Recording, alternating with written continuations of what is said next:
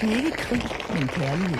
Danmark og Grønland i fælles favntag for at fejre 11-året for det grønlandske hjemmestyres fødsel. Det har på mange måder været dyrekøbte år for Grønland. Menneskets liv er jo ligesom året, der går. Der bliver sommer, det bliver også vinter. Vi møder skæbnen med mange forskellige tildragelser. Enten med glæde eller med sorg, overraskelser og nogle gange tragedier.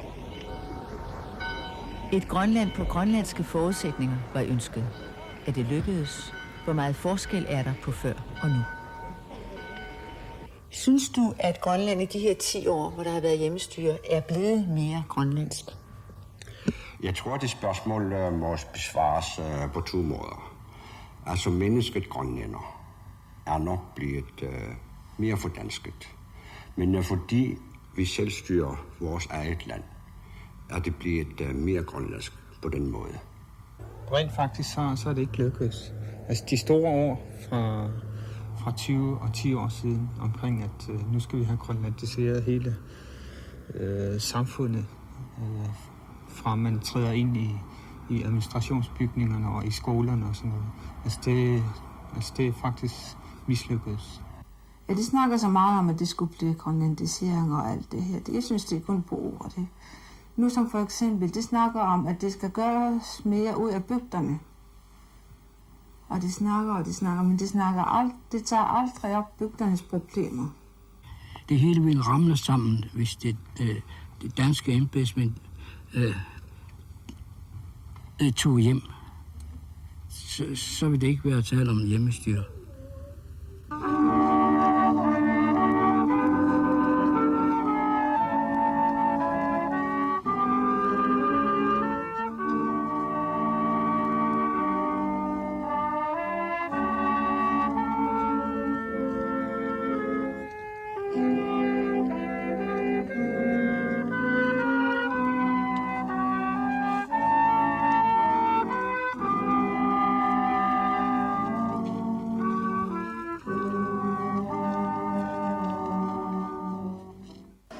For det grønlandske hjemmestyres bygning i Nuuk står en statue lavet af den grønlandske kunstner Simon Christoffersen.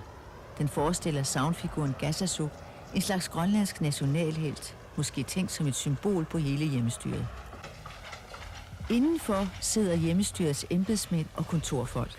Cirka 40% af dem er danskere, og af hjemmestyrets 10 direktører er kun 4 grønlændere.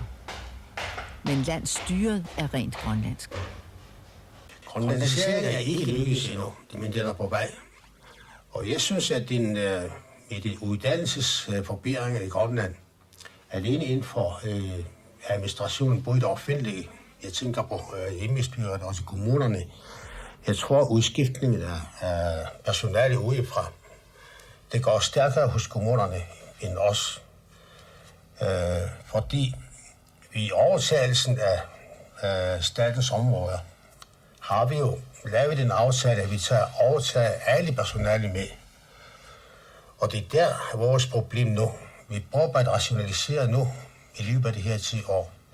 De næste 10? Også de næste 10 år også. Vi kan simpelthen ikke bruge det her mønster, som vi har overtaget fra dansk mønster, både hverken kommunalt, eller også inden for hjemmestyret. Så vi har allerede i gang med at forenkle systemerne her, så det passer til grønlandske hverdag.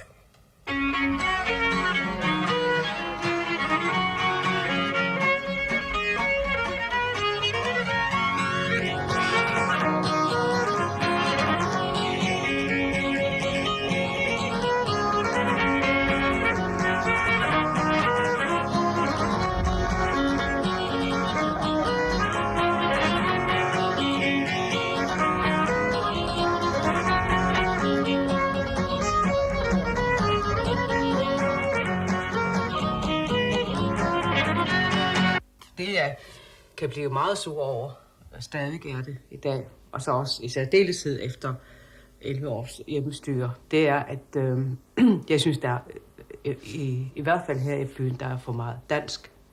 Altså, du kan gå ind i forretning, alting foregår på dansk, ikke?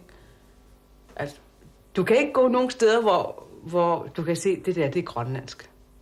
Alle skilte, alle advarsler og alt er på dansk. Dansk. Det kan man blive meget træt af. Og nogle gange så tænker man, hvad sker der, og hvornår sker det, at vi ikke behøver at gå hen til en forretning, som de andre siger, og uden at man behøver at tale dansk. Vil du overgive Søren bageri til en grønlander i dag? Nej. Hvorfor ikke? Nej, fordi han har ikke forstand på penge. Ja. Den økonomiske side af sagen, hvis erhvervsstøtten går ind for at garantere for ham, så er det helt i orden. Men husk på, det er min pension, der ligger der. Hvem skal betale hjemmestyret? Hjemmestyret? Så mange tanker har jeg slet ikke gjort mig. Hvilke fordele er der ved at være?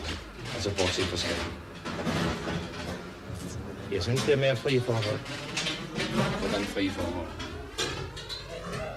Ja, sådan er han i gang. Før han i hvert fald for et par år siden, der var der ingen konkurrence. Men nu har jo også investeret i andre ting. Jeg tænker på den enarmede, der står der bagved og bliver ved med at tælle. Ja. Betaler I nogle afgifter heroppe for at have dem stående? Nej, det gør vi ikke. Det vil sige, det er rent. Det er skattefrit, og der er ikke nogen afgifter nogen. Nej, det er ikke noget. Hvor meget kan man så tjene på sådan en om året? Ja, det fører vi ikke rigtig noget regnskab over.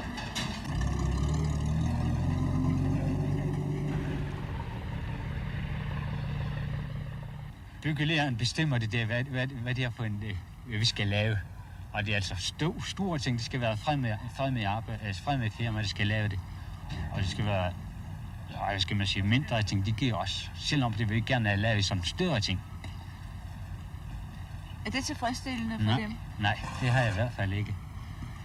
Og det vil vi gerne have sådan mere. Vi er interesseret kun for mere og mere arbejde. Det er efterhånden muligt, hvis det kommer. Vi venter også på, at det kommer noget mere. Eller landshåbet. Det kan komme noget mere. Og her kommer så Gert Lybert 20 år efter.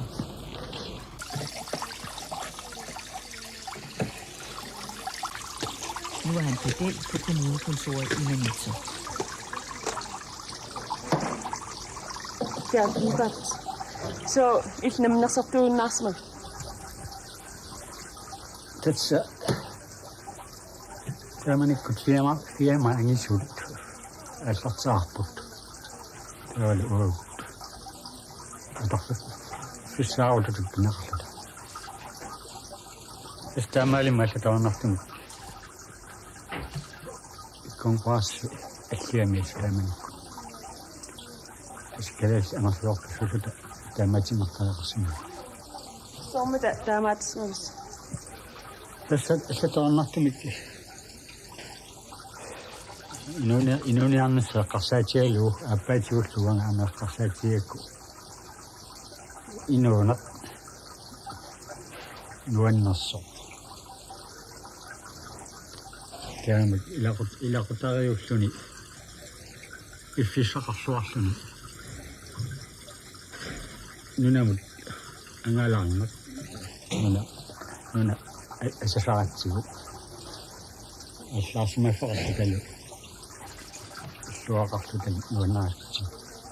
Dus daar kan ik zien wat het studie en nou zijn we zullen dan nog Zo, het is daar maar pok en dingen zo met ik kan nog eens naar iets met. Kassatie en dingen zo met nog eens naar iets besluit. I Sisimiut skal fiskefabrikken udvides. Men også i dag klager de grønlandske håndværksmestre over, at de kun får de små opgaver. Når det gælder store offentlige byggerier, gives licitationerne stadig til danske eller udenlandske firmaer. Tidligere på året, det er med direktøren for KTU, der blev der ellers lovet, at den her udvidelse af fabrikken og omlægning af fabrikken, det skulle udliciteres i hovedentreprise. Men her i juni måned, lige faktisk i starten af juni måned, der fik vi brev fra KTU, at den ville komme ud i totalentreprise. Der er vi meget uforstående overfor her i byen. Man kan undre sig lidt over, selv når hjemmestyret bestiller en fabrik, som vi for eksempel har set i Sisimiut, at man så går uden om de grønlandske håndværksmestre og giver licitationerne til danske. Ja, nu er det jo sådan, at i hvilket som helst land, der vil man jo købe den vare, man vil købe den kvalitet, som man vil have, til så billige penge som muligt. Og når der så til med ligger et stort firma, for eksempel i Danmark eller i Sverige, som har kapital nok, så kan den altid i dag være i stand til at være så konkurrencedygtig, at de kan slå enhver lille håndværksmester, der må befinde sig i Nuuk eller i Sisimiut. Men det, der kunne være ønskeligt, er, at når de folk, som er håndværksmestre i små format, for eksempel i Sisimiut, kunne have talt sammen. Her står vi over for en fabrik, der er planlagt til at blive bygget sådan med det rørlæggerarbejde, der er elektrisk arbejde, fundamentsarbejde og alt det der, og sætter sig sammen og siger, nu sætter vi os sammen og giver et tilbud, hvor vi giver lidt der, og hvor vi skuer lidt der. Så kan det måske. Ja. Det vil sige, sammenhold i håndværkerstanden i Grønland er en nødvendighed, hvis de skal overleve i de kommende 5-10 år. Ja. Det går skidt for byggebranchen, og mange virksomheder har måttet lukke. Her i Sisimiut har håndværkerne faktisk tilbudt sig på en samlet liste. Men hvad har I imod Total Entreprise? Kunne I ikke slå jer sammen og så tilbyde det? Vi har ikke de samme kapacitetsmuligheder, som andre firmaer fra Danmark og Island har. Fordi en Total Entreprise, det er sådan, at vi selv skal sørge for at lave en projekt på anlægget her, i stedet for en hovedentreprise, hvor vi får udleveret et færdigt projekt, som vi bare kan give pris på. Vi har ikke kapacitet til, hverken økonomisk eller ressourcemæssigt, at lave en projekt på den fabrik af den størrelse her i byen.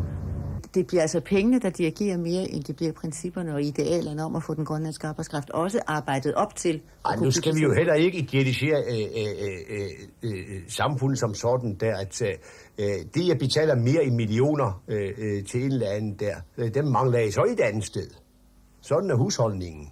Det jeg bare siger nu er, at vi må se at finde ud af, at de små mestre, som er udmærket inden for deres felt, skal til at spekulere på, hvorfor ikke have en sammenslutning af grønlandske entreprenører og kalde sig GIG eller sådan noget der, og hver kan sit, og så er der en, der styrer tilbuddet der. Så tror jeg nok, man har en chance. Støtter I grønlændere, som har penge og som får foretaget investeringer og byggerier? Støtter I de grønlandske mestre? Selvfølgelig gør vi det, men når man har et firma, der skal køre, og man prøver på at få det kørt så godt som muligt, så er man jo også nødt til at lede efter hvis man skal have noget at lave, så leder vi efter de billigste og de bedste service, vi kan få. Det kører sådan i en cirkel. Så for eksempel, når I har bygget kontoret her, hvem har så bygget det? Det har en dansk firma, men er bosat her i Grønland. Mm-hmm. I en by som Nuuk bor der lige så mange danskere som grønlændere. En hver tilkaldt dansker har ret til en bolig. Til gengæld står der 800 grønlændere i kø for at få en, og der kan være op til 10 års ventetid. Danskernes massive tilstedeværelse skaber ikke bare boligproblemer, men også et fuldstændigt kunstigt lønniveau. Danskeren skal nemlig have en præmie for at tage til Grønland. Så hvis man ikke vil have forskelsbehandling, må man give også grønlænderen en præmie for at arbejde i sit eget land. Men i de fleste tilfælde skelner man dog mellem tilkaldt og hjemmehørende. Det er det forhatte fødestedskriterium, som hjemmestyret også har ønsket at afskaffe. De konflikter, der er i vores arbejdspladser, det er, at den danske arbejdskraft ikke vil solidarisere sig med den grønlandske arbejdskraft. At man så har splittet op i GAS, Grønlands Arbejdssammenslutning, og HK-afdelinger og sådan nogle ting. Det gør, at det bliver en umulighed for fremtiden mellem grønlændere og danskere at arbejde sammen her. Jeg vil for eksempel ikke sidde sammen med en dansk socialrådgiver, som får 20-30% mere i løn end mig. Hvorfor skulle vi gøre det?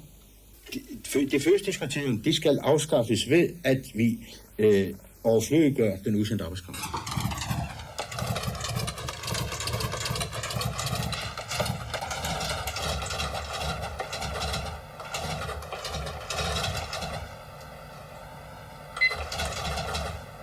I er 2 lægesekretærer her.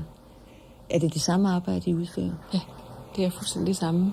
Bortset fra, at man kan sige, at når jeg har nogle supplementer i form af, at hver gang der er en grønlandsk henvendelse, enten som kommer herind personligt eller telefonisk, så er det hende, der besvarer den, for jeg kan ikke grønlandsk.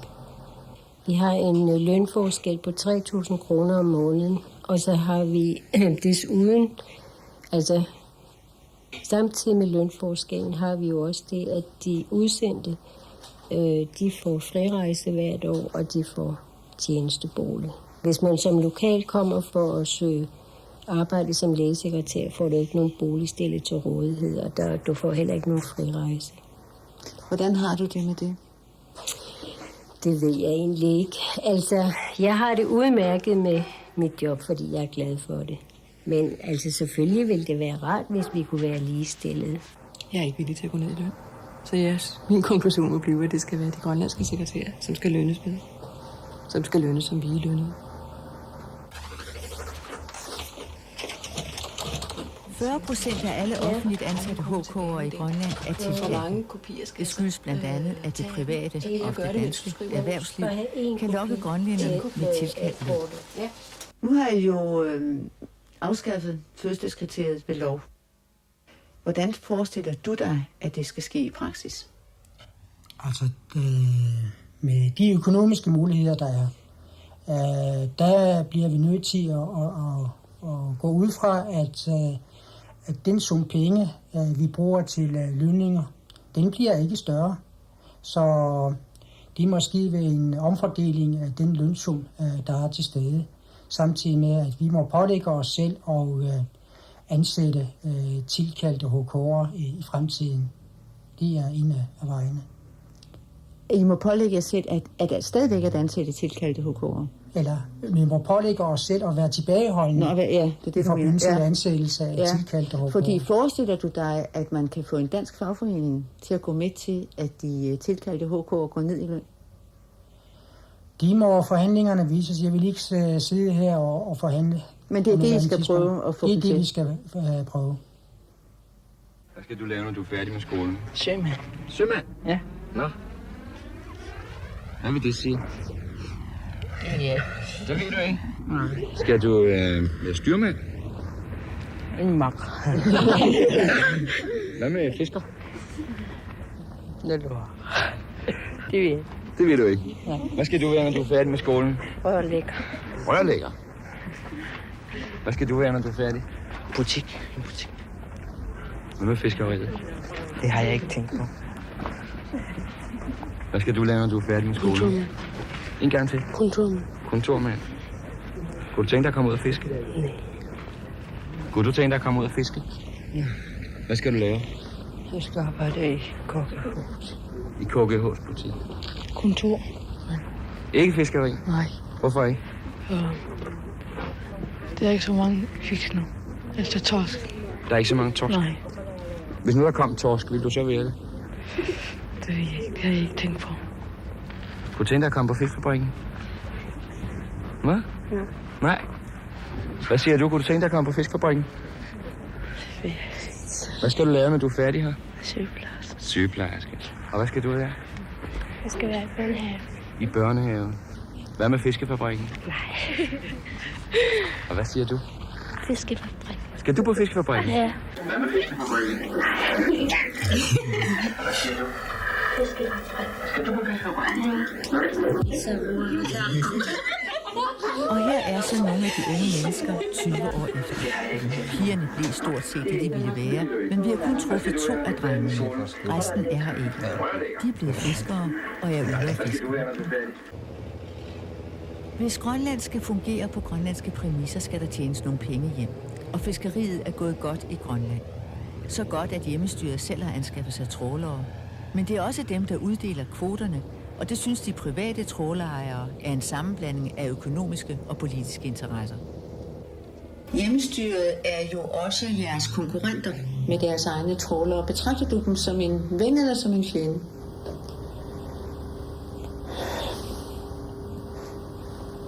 De hellige lov siger, at vi skal være venlige mod vores fjender. Nej, men det er så vi er blevet forskelsbehandlet med hjemmestyrets trawlere. På den måde, at når man fordeler kvoterne, så har vi fået tildelt meget mindre kvoter, end hjemmestyrets trawlere har. Hjemmestyrets produktionsvirksomhed og hjemmestyrets trawlervirksomhed, det er samfundets. Det er det, der ligesom skal medvirke til, at landskassens økonomi er en sådan art, at det kan bruges til andre former, til boligbyggeri, til uddannelse og til kulturelle investeringer. Hvis hjemmestyret ikke deltager i indtjeningsmuligheden, så er hjemmestyrets eneste mulighed for at finansiere sådanne nævnte aktiviteter. Det er kun direkte og indirekte skatter. Jeg mener ikke, der er noget odiøst i. Det er noget traditionelt tankegang at tro, at det, der kan tjenes penge, det kan privat tage sig af, og det, der skal bruges udgifter til, det må de offentlige tage sig af. Altså, det er på den måde, at man for eksempel, efter min mening, nu vil jeg gerne bringe en påstand, at det danske samfund er havnet i. Alt finansieres over skatter, direkte og indirekte skatter, med det resultat, at man har et af verdens højeste skattetryk i Danmark. Og det mener jeg ligefrem ikke, at det er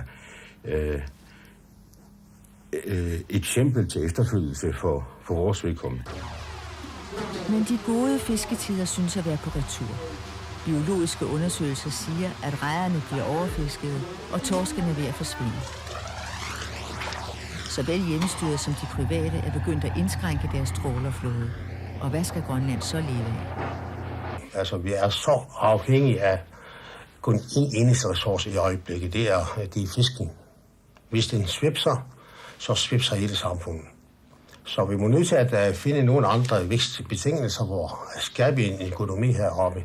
Det kan ikke være anderledes. Og det første og bedste, som jeg selv også har været talsmand for, det er, at vi kigger på de natur- og rigdomme, vi har, mineralske ressourcer, og så udnytte dem, altså uden at ødelægge naturen selvfølgelig. Men det kan heller ikke undgås, når man starter en udvinding af en del anden mening, at naturen får skår af det. Det kan ikke undgås. Det skal vi være klar over. Og alting har sin pris. I Østgrønland er der sommeren 1990 fundet guld og platin i store mængder. Spørgsmålet er, hvor rentabelt det kan blive at udvinde malmen i den vanskelige natur. Skal man tage meget hensyn til forureningen, kan det blive vanskeligt at finde investorer, og slækker man på den, er der fare for at ødelægge Grønlands hidtil eneste sikre aktiv, verdens reneste fisk. Men naturen byder også på andre indtægtsmuligheder. Man regner med i stigende grad at udbygge turismen i Grønland. Abusuit, det store snested, hedder en bred, der ligger 1000 meter over havets overflade. Her kan man løbe på ski hele sommeren. Nanamut. Nanamut.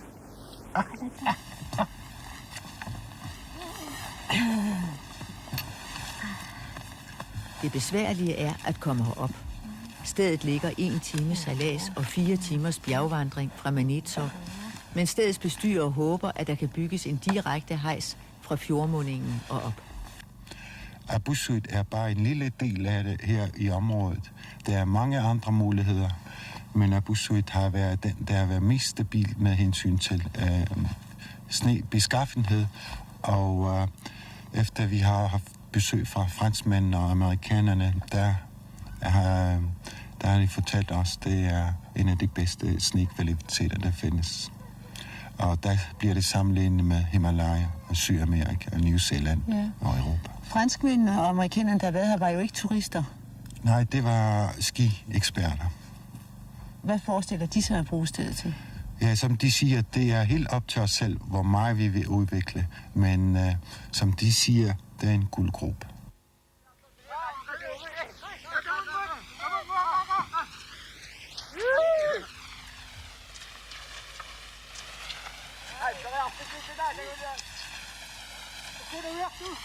Det der de kræver, at visse faciliteter skal være på plads. Og der kan jeg nævne så som, at skal udvide vores indloseringsmuligheder og banepræpareringsmaskiner, den store maskine, der præparerer bakker og løjper, og udvide vores liftkapacitet. Men hvad vil det koste? Ja, alt i alt, det er meget svært at anslå, men det er jo millionbeløb, det drejer sig om. Og hvordan vi skaffer de millioner, det er ingen, der ved rigtigt endnu.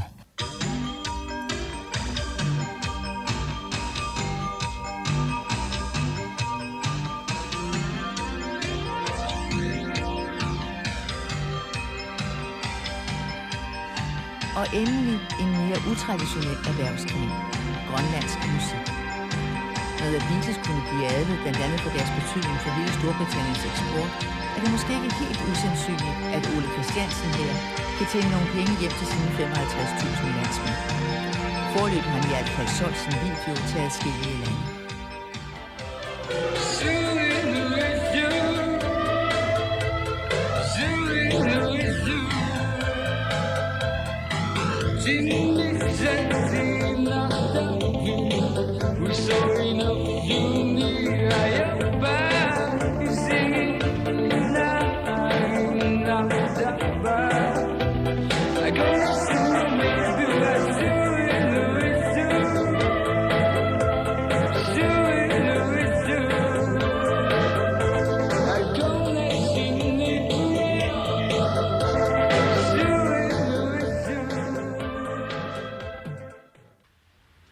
Grønland på grønlandske præmisser er ikke nogen ny opfindelse. Allerede i begyndelsen af 50'erne fik Grønland en kriminallov, som ikke bare blev kaldt verdens mest moderne, men også hævdedes at være skabt ud fra grønlandsk tradition og tankegang. Der er ingen fast strafferamme, og ofte er straffen resocialisering i en bygd.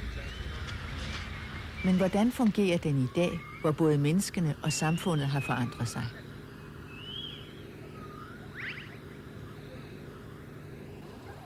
Ado er en af de bygder, der er blevet udbygget siden 1969. Også her er verden udenfor kommet nærmere. Gennem tv og video har man kunnet være vidne til den voksende vold, og byen har da også haft sit eget drama at berette om.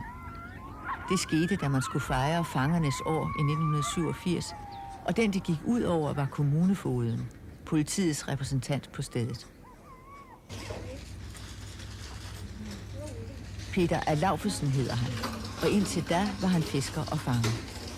Under festen i forsamlingshuset, hvor ca. 50 mennesker var forsamlet, kom en mand pludselig ind og skød 2 gange på Peter Alaufesen. Han ramte ham i det ene øre og i hoften.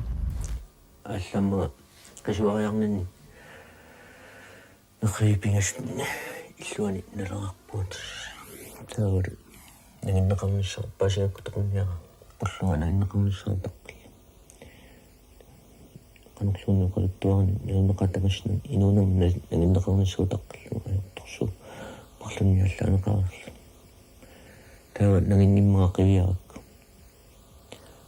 sukkuqasillaallalluа sukkuqasillaallassu qassiatin nanginnimmaa qiviarlu toqannitto inafa tunuporsorluni nanginikisinnamaaniartorsmas. Og her er manden, der skød. Ved større forbrydelser bliver gerningsmanden anbragt i Nuuk på forvaringsanstalten. Herfra kan han søge sig et arbejde, og der er rift om de indsatte, fordi de er stabil arbejdskraft, der både er præcise og i reglen på antabus. Sinnisorlu immiaqqana tigusigaluarussi qanupisoqassaaluarpa. Immiaqqana tigusiqqat tassi surifit nalaan imali surifit.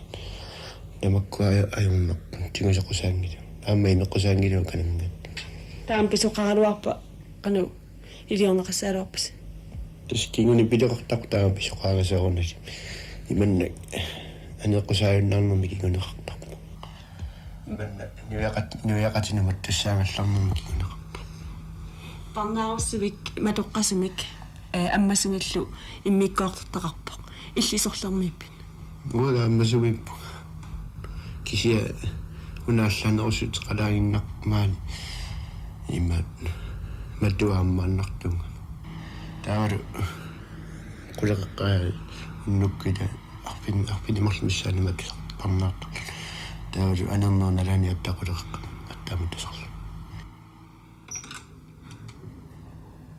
писистерсорсиннаати таавгу соорунали наммини анигасаатеқарсимагаанисоорлу порниккунни уиттиу пиарсиуниккун алланиллу наммини писистерсорсиннаа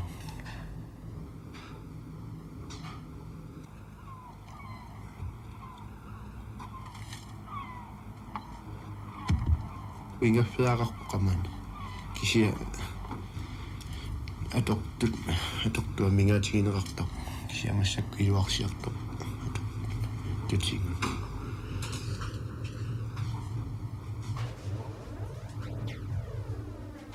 Sommat taan taamaariorsimas. Nalu kisianni nalungiinerpaa pilersaarutqaarsimas tamat Qanu nalungiliu. tassa inuuttoqammin uqaluttarsimagami toqoraajarluni immiuttoqunniarlu Suurum. nalu tassa imaappa pinerlunnu ina imatoqarsinnaagun inuuttorpassuaqarpu kalaallunaatsinila pinerluutiqartartun tamakkulu уллумиккут пинерлуутеқартарнуммиккут исартитсигун пинеқара питиннеқараагамит таава сулиффин танинеқартарпа инисса аана пеқатиниссаартсоорлу ати норисаассаарт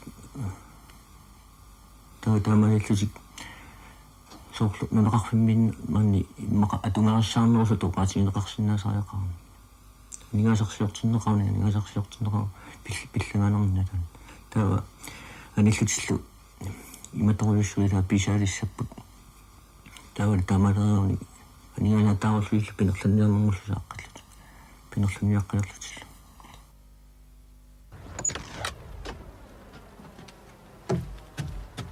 соорналими акуаринеқараагатта ангалаарсинаати тааву аама таканнаагаллутаа наммина ангалситаарникуунгалуарпу намминиа такуту нуаннаариу кisia апеққулаасарнэрмут сулису ануалларусутсигинерсут алларусутсиингиннерс таакку апеққутаасарну Illit.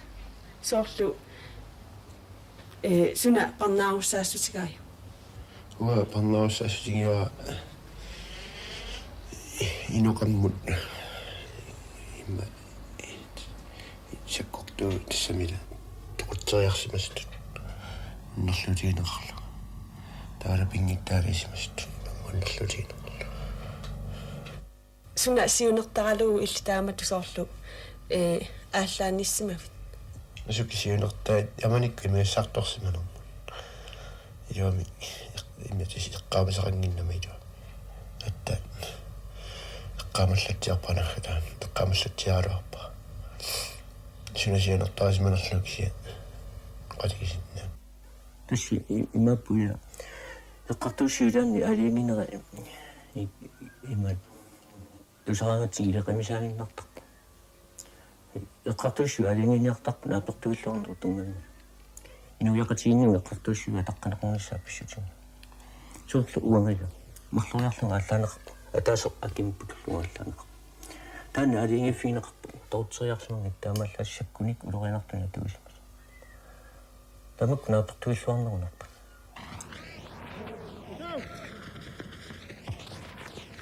саакулеруттуаннартарпуиннуал соорулали инуяқат таакорнан писинниарнеқартуумат иман икиорнеқартуумат инуяқат таакорнан акорнан пеққинниссатсин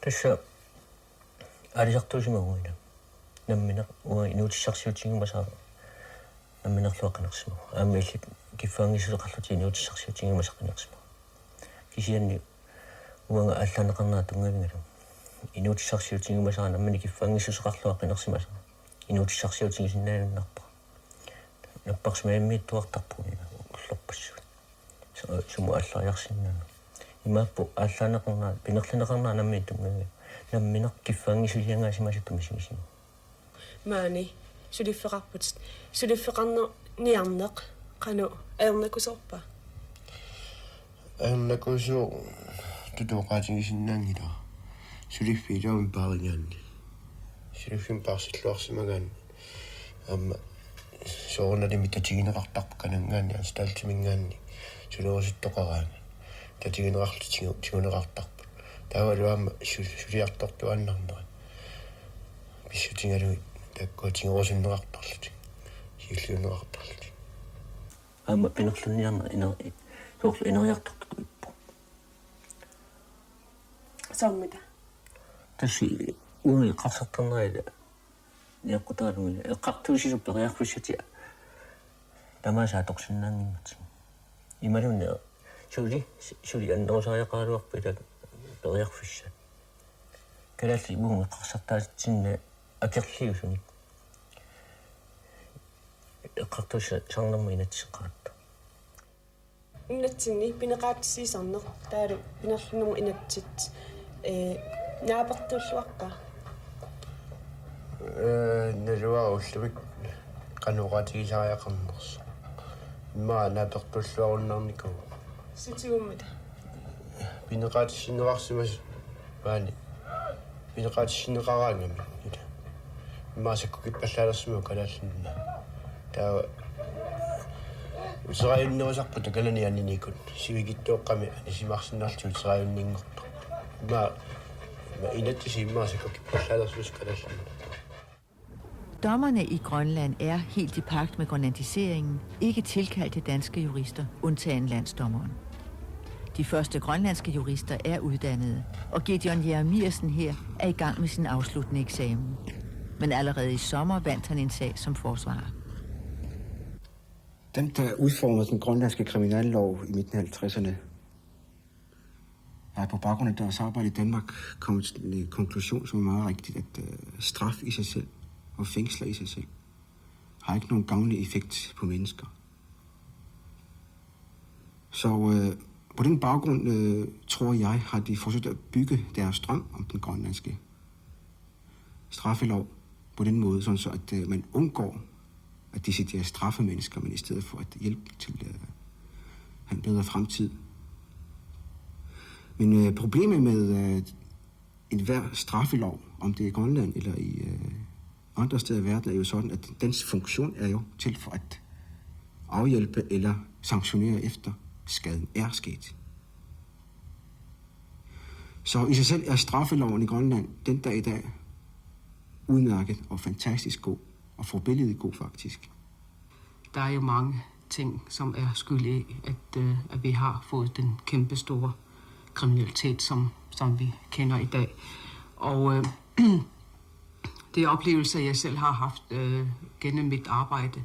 De fleste af dem, hvis man tænker på de grove kriminelle, som vi har oplevet heroppe, de kriminelle eller problemer, de starter jo simpelthen fra deres barndom allerede. Og fra deres oplevelser gennem deres barndom, eller der er jo mange ting, der spiller rolle der. Og jeg synes, at man skal begynde at tænke på den vej også.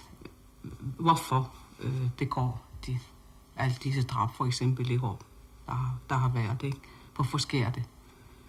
I stedet for at sige, jamen det er nok fordi, at vi ikke dømmer strengt nok. Fordi det er jo ikke tilfældet. Det mener jeg bestemt ikke, det er. Det forebyggende arbejde, som du og jeg kan lave som menige mennesker, som forældre, som legekammerater, som mennesker, som er fremme i pressen, politikere og almindelige mennesker, og alle menneskers adfærd har også en meget stor effekt på, hvordan vi andre bliver. Så jeg synes, man rammer forbi, hvis man går rundt og skælder ud på, at straffeloven er for mild. Fordi der begynder man at fokusere på, at man skal til at føle sig frelst efter skaden er sket. Men er der ikke noget galt med en kriminallov, som strider imod folks retfærdighedssans? Jo, det kan man vist nok sige, men jeg tror ikke, at for eksempel, hvis man tænker på, at vi har fået en straffelov, som man har i Danmark, ikke? Og vi har fået nogle store fængsler, ikke? Hvor man putter de hårde kriminelle. Jeg tror ikke, hvis vi har den slags heroppe, så tror jeg heller ikke, at stadigvæk ikke, at kriminaliteten vil... At det vil hjælpe dem? At det vil hjælpe. Jeg tror, det vil stadigvæk være stigende og lige så hårdt, som det er. Uden for det ligger jo den anden side af sagen. Det er jo ofrene. Og det er ikke straffelovens ansvar. Og Og det skal man ikke beskylde straffeloven for, men det er resten af samfundets ansvar, der ligger der. Der ligger en masse mennesker, som er klemt at have nær sagt på grund af ressourcemangel i sundhedsvæsenet. Offrene. Ja. Socialvæsenet. Mandskabsmangel og ressourcemangel ligger der jo. En masse klemte og gemte mennesker. Hvor man kun fokuserer på gerningsmanden og den fantastiske straffelov, vi har heroppe. Bygderne bliver ikke bare brugt til resocialisering. Det er også her, man lever mest i overensstemmelse med de grønlandske forudsætninger. Men bygderne er en belastning for den grønlandske økonomi, fordi de er svære at nå ud til. Da danskerne i 60'erne i den hellige udviklingsnavn begyndte at nedlægge bygder og koncentrere befolkningen i de større byer, affødte det en voldsom kritik fra grønlandsk side. Men nu kunne det se ud, som om hjemmestyret havde taget det første skridt i samme retning.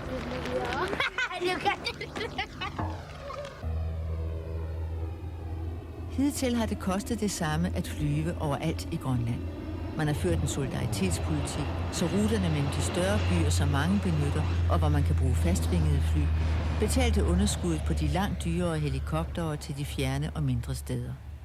Men nu har hjemmestyret besluttet, at det skal være dyrere at flyve til yderdistrikterne.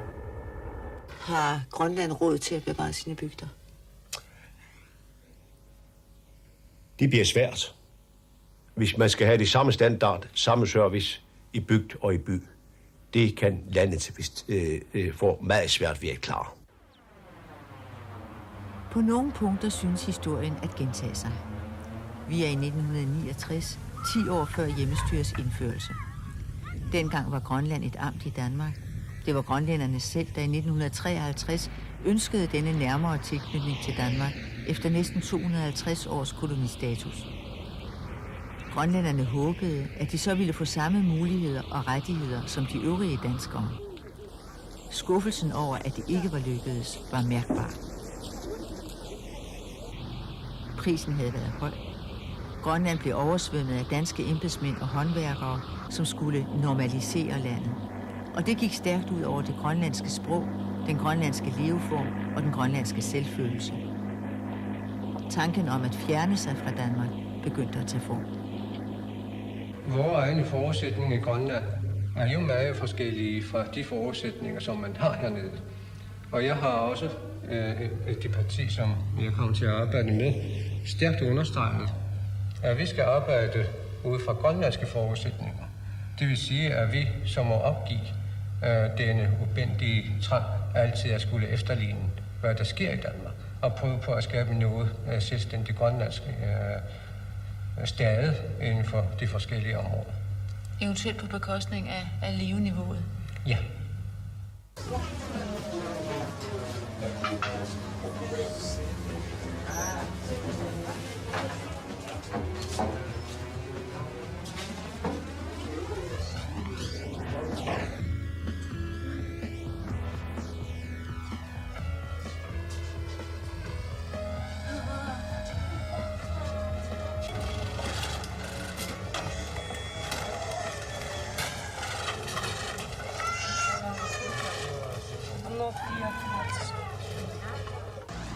Gassasuk hed en dreng, som ikke kunne vokse. De andre drillede og mishandlede ham, og til sidst opsøgte han kræftens herre.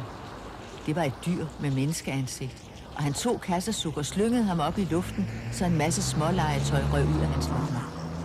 Og kræftens ånd sagde, det er dette, der er skylden, at du ikke kan vokse. Altså landets her og befolkningen er så stærkt påvirket af Danmark.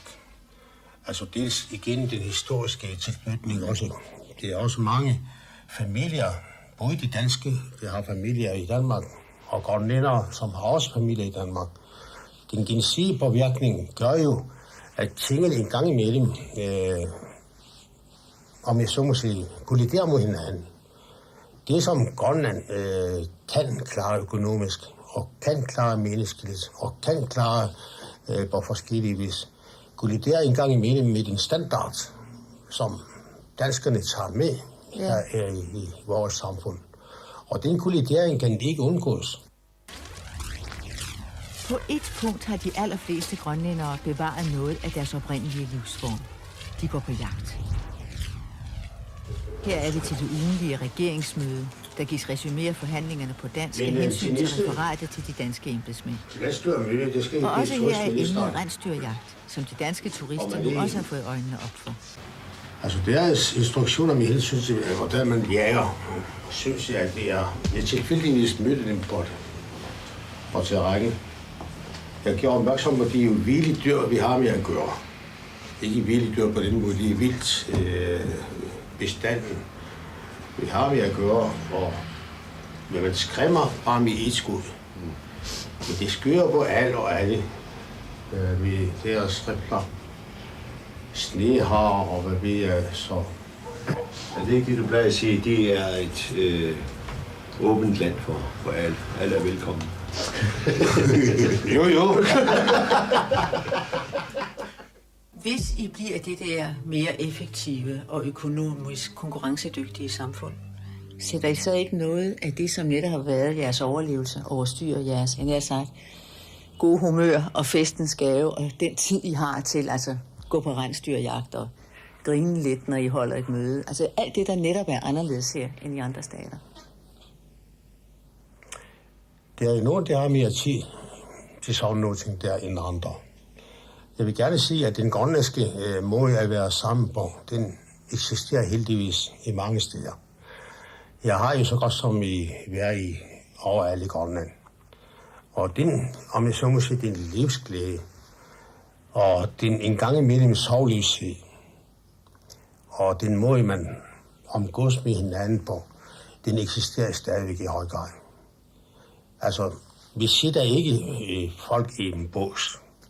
Og når der er sket en ulykke, så er det jo sket en ulykke. Det er så, det gælder om at overvinde den sorg og den skår, man har fået, når ens ven eller sin familie har begået selvmord, eller har begået en eller anden. Det tæller med også ens, overlevelsestrang, og gerne vil være med til at skabe et bedre samfund. Fjellene her hører til verdens ældste. Man regner med, at de er 4 milliarder år. Mennesker har klaret sig på disse kyster af sten og is igennem 4.000 år. Det er en utrolig tilpasning til denne barske natur. Men kan den også danne grundlag for et moderne teknologisk samfund? Hvis vi ser bort fra virkeligheden, fra omverdenen, og forestiller os Grønland som en isoleret del af verden, der har helt sin anden verdensorden, så er det ikke en overlevelsesdygtig grønlandsk samfund, vi arbejder for. Et overlevelsesdygtigt grønlandsk samfund, det er at værne om sin egenart og værne om sin udgangspunkt, men lade være med at lukke øjnene for verden udenfor, som er en barsk økonomisk virkelighed, som vi skal slås med. Og det er den tilsyneladende modsatrettede interesse, som vi skal arbejde med. Men jeg erkender, at det svarer ikke til den romantiske Grønland, hvor alt er helt anderledes. Grønland i dag er ikke romantisk, Grønland i dag er realistisk. Er det overhovedet realistisk at tro, at Grønland kan klare sig i en international konkurrence med andre lande, der har en gunstigere natur? Det bliver svært. Det bliver pokker svært.